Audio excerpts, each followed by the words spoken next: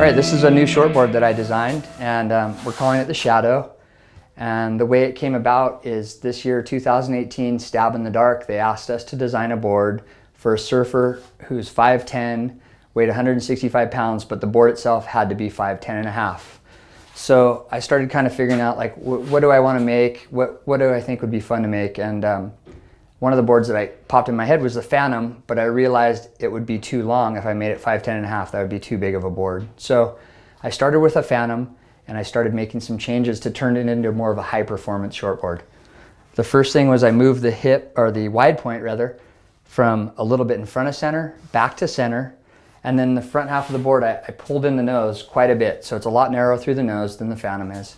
And the rocker, it's all the same through here, except the last 8 inches of nose rocker, there's quite a bit of kick to it compared to the Phantom, where it's a lot flatter through the entry rocker.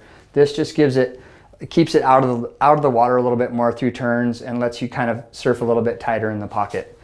The back half of the board comes through here the same until it hits this little hip, and then that pulls in a bit to a narrower tail block, which gives you more of a turning point, gets a more responsive, snappy feel to it, a little bit more like just reactive.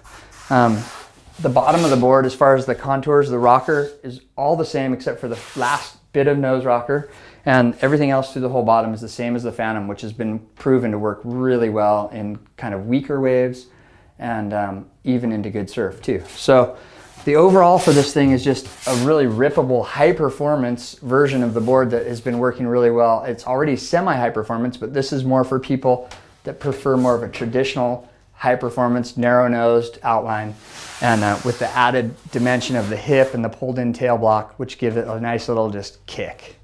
I think this thing is going to just fit nicely into kind of the middle range of our Ghost family.